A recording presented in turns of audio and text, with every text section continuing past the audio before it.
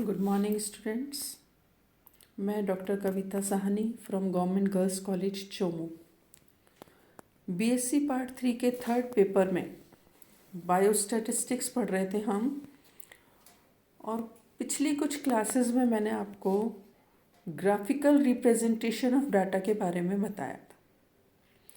Graphical representation या जब हम चित्र बनाते हैं तो मैंने आपको बताया था कि जो हमारे पास डाटा होते हैं या जो आंकड़े होते हैं उनको चित्र के रूप में प्रदर्शित करते हैं, और उन चित्रों को देखकर हमें एक दृष्टि में पूरा अनुमान लग जाता है। और ये जो आरेख है या जो डायग्राम है, मैंने आपको बताया था दो तरह के होते हैं, 1 डायमेंशनल और 2 डायमेंशनल। 1 डायमेंशनल में हम केवल एक ही चीज़ को लेकर चलते हैं, या तो लेंथ या विड्थ। 2 डायमेंशनल में हम दो चीज़ें, 2 डायमेंशंस को लेकर चलते हैं, लेंथ और विड्थ या ब्रेड्थ दोनों को लेकर चलते हैं। तो ये जो है द्विविमीय आरेख भी इनको कहते हैं, या 2 डायमेंशनल ग्राफ जब होते हैं, इनमें क्योंकि हम दो चीज़ें ले रहे हैं, हाइट भी ले रहे हैं और ब्रेड्थ भी ले रहे हैं, यानी ऊंचाई और चौड़ाई दोनों ले रहे हैं।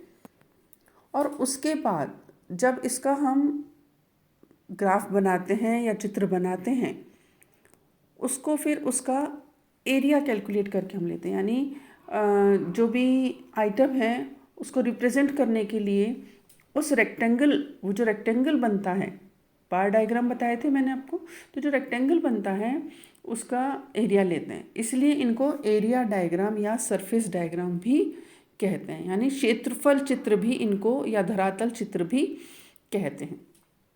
ये जो 2 डायमेंशनल डायग्राम्स हैं, इसमें 3 तरह के फिगर्स या 3 तरह के डायग्राम्स होते हैं। पहला होता है हिस्टोग्राम। हिस्टोग्राम या इन्हें आयत चित्र भी कहते हैं। दूसरी तरह का जो 2 डायमेंशनल डायग्राम है उसमें आता है स्क्वायर डायग्राम, वर्ग आरेख। और तीसरी तरह का जो 2 डायमेंशनल डायग्राम हम लेते हैं वो है पाई डायग्राम, या इसे सर्कुलर डायग्राम भी कहते हैं, वृत्तारेखीय कहलाता है। तो इस तरीके से 2 डायमेंशनल डायग्राम में हम अलग अलग तरीके से डाटा को रिप्रेजेंट कर सकते हैं।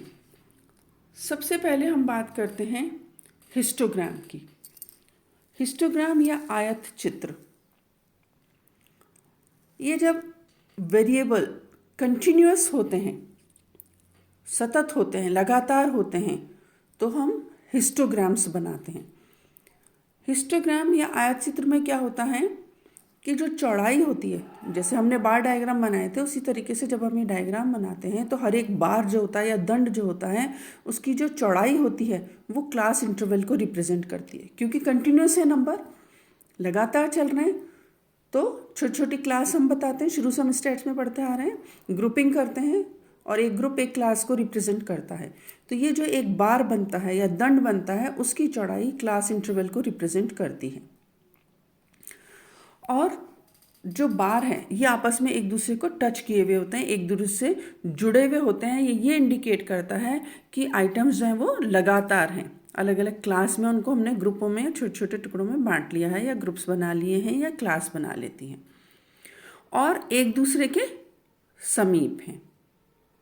और जो लंबाई होती है इन बार की, जो लंबाई बनती है, हाइट जो होती है हर एक बार की, वो उस क्लास की फ्रीक्वेंसी को रिप्रेजेंट करती है, यानी उससे ये पता लगता है कि उस क्लास की फ्रीक्वेंसी कितनी है। तो इस तरीके से ये जो हिस्टोग्राम है या आयत चित्र हैं, वो जो सिंपल बार डायग्राम मैंने आपको बताए थे उनसे थोड़े से डिफरेंट होते हैं, क्योंकि ये जो हिस्टोग्राम है ये 2 डायमेंशनल होते हैं, जबकि जो सिंपल बार डायग्राम मैंने आपको बताए थे वो 1 डायमेंशनल होते हैं। तो हिस्टोग्राम की हम बात कर रहे थे, ये एक एग्जाम्पल देख रहे हैं हम। ये हमें वेट में इंक्रीज बता रखा है और नंबर ऑफ रैबिट्स दे रखे हैं, इससे हमें हिस्टोग्राम बनाना है। पहले जब हम पढ़ते आए हैं अलग अलग क्लासेस, कंटिन्यूस क्लास में हम देखते हैं क्लास इंटरवल्स होते हैं। यहाँ पर 50-50 का क्लास इंटरवल है, क्योंकि वेट में, भार में बढ़ोतरी होती है। 0 से 50 ग्राम कितने रैबिट्स का बढ़ा है? 10 का। 50 से 100 ग्राम वेट इंक्रीज कितने रैबिट्स का हुआ है? 24 का। तो जो रैबिट्स हैं उनके वेट में इंक्रीज हो रहा है, भार में बढ़ोतरी हो रही है, और 50-50 ग्राम की बढ़ोतरी का जो हमने गैप है वो ले लिया, और सामने नंबर ऑफ रैबिट्स दिए हुए हैं। तो हम इसका हिस्टोग्राम बनाएंगे, हिस्टोग्राम ग्राफ पेपर पे बनाएंगे। अगेन फर्स्ट थिंग हमें क्या करना है, शुरू से मैं बताती आ रही है आपको, पैमाना तय करना है, स्केल बनाना है। स्केल बनाना जरूरी है कि एक्स एक्सिस और वाई एक्सिस पर जो एक बड़ा खाना है या 1 सेंटीमीटर है उसको क्या रिप्रेजेंट कर रहे हैं, उसमें हम क्या ले रहे हैं। तो ये देखिए इस डायग्राम में ले रखा है एक्स एक्सिस पर एक बड़ा खाना बराबर 50 ग्राम, 50 ग्राम की बढ़ोतरी ले रखी है। तो increase in weight in rabbits दे रखा है ग्राम में। तो 0 से 50, 50 से 100, 100 से 150, 150 से 200, से 250, 250 से 300, ये एक्स एक्सिस पर ले लिया। और वाई एक्सिस पे ले लिया हमने नंबर ऑफ रैबिट्स। तो नंबर ऑफ रैबिट्स इसके सामने टेबल में दे रखें। अब यहाँ देखिए नीचे 0 से 50 ग्राम की जो बढ़ोतरी हुई है वेट में वो कितने रैबिट्स की है? 10। तो वाई एक्सिस पे 10 लिया, ये जुड़ गया। अब क्योंकि कंटिन्यूस है, 50 से 100 ग्राम की वृद्धि हुई है 24 रैबिट्स की। फिर रिपीट कर रही हूँ मैं, क्योंकि ये कंटिन्यूटी को शो करता है, क्लास इंटरवल्स हैं, तो ये जो बार बनेंगे एक दूसरे से जुड़ के बनेंगे। अब 50 से 100 ग्राम की वृद्धि हुई है 24 रैबिट्स की, तो 50 से 100 और ऊपर देखिए ये 24 हाइट हो गई इसकी। 100 से 150 ग्राम वृद्धि हुई है 15 रैबिट के, तो इसकी हाइट हो गई 15। 150 से 200 ग्राम वृद्धि हुई है 12 रैबिट्स के, इसकी हाइट है 12। 200 से 250 ग्राम की वृद्धि हुई है 25 रैबिट के, और 250 से 300 ग्राम की वृद्धि हुई है वेट में 15 रैबिट के। तो ये देखिए वाई एक्सिस पे हमने इनकी ये फ्रीक्वेंसी को इंडिकेट कर दिया। कंटिन्यूशन में सारे बार मिले हुए हैं इसलिए आपस में जुड़े हुए हैं, और ऊपर इनकी फ्रीक्वेंसी को हम शो कर रहे हैं। तो इस तरीके से ये हिस्टोग्राम या आयत चित्र बनेगा जिसमें कि कंटिन्यूटी में ये बार डायग्राम बनेंगे, एक दूसरे से जुड़े हुए बनेंगे। तो ये है हिस्टोग्राम या आयत चित्र। नेक्स्ट है स्क्वायर डायग्राम। स्क्वायर डायग्राम जो है ये भी 2 डायमेंशनल है, वर्ग चित्र भी इसको कहते हैं। इस तरह के जब डायग्राम्स बनाते हैं या फिगर्स बनते हैं तो वो कब बनाने पड़ते हैं? जबकि बहुत ज़्यादा डिफरेंस होता है मिनिमम और मैक्सिमम वैल्यू में। जो आंकड़े हैं हमारे पास उसमें अगर मिनिमम वैल्यू और मैक्सिमम वैल्यू में बहुत ज़्यादा डिफरेंस है, फॉर एग्जांपल अगर हमारे पास वैल्यूज़ हैं और मिनिमम वैल्यू 100 है और मैक्सिमम वैल्यू 2500 है, तो डिफरेंस इतना ज़्यादा हो गया।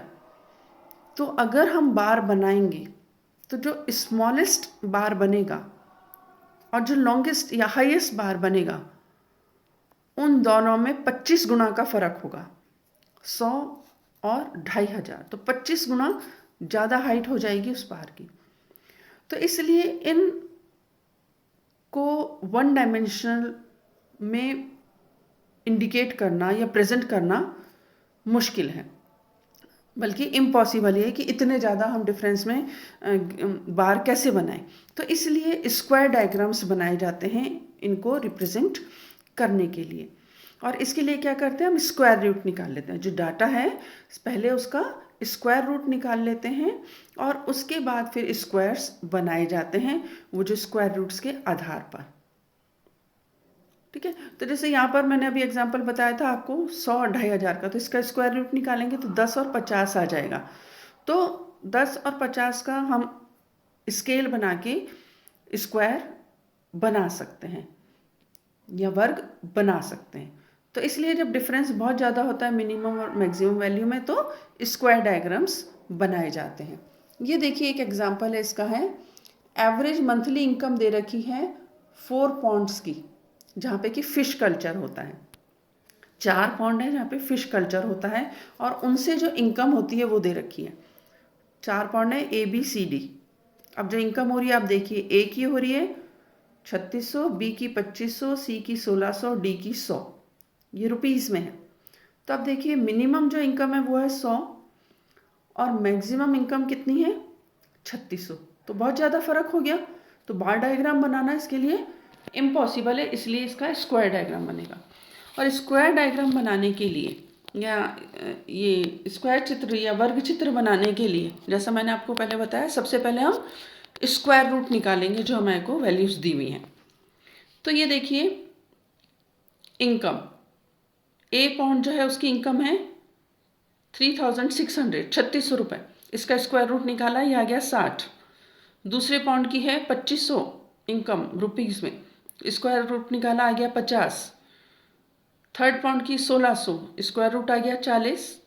और फोर्थ पॉइंट की 100, स्क्वायर रूट आ गया 10। तो ये स्क्वायर रूट हो गए हम पापा। तो अब स्क्वायर रूट के आधार पर हम स्क्वायर्स की जो लेंथ है, उसकी आर्म की लेंथ वो ले लेंगे। तो जैसे 60 अगर स्क्वायर रूट आया है तो उसकी आर्म की जो लेंथ ले ली हमने, या जो आर्म ले ली हमने 6 सेंटीमीटर की ले ली। 50 अगर स्क्वायर रूट आया है तो उसकी 5 सेंटीमीटर, 40 स्क्वायर रूट आया तो 4 सेंटीमीटर, 10 स्क्वायर रूट है उसकी 1 सेंटीमीटर हमने ले ली है। अब इसके आधार पर हमने ये देखिए फिगर ड्रॉ करा है।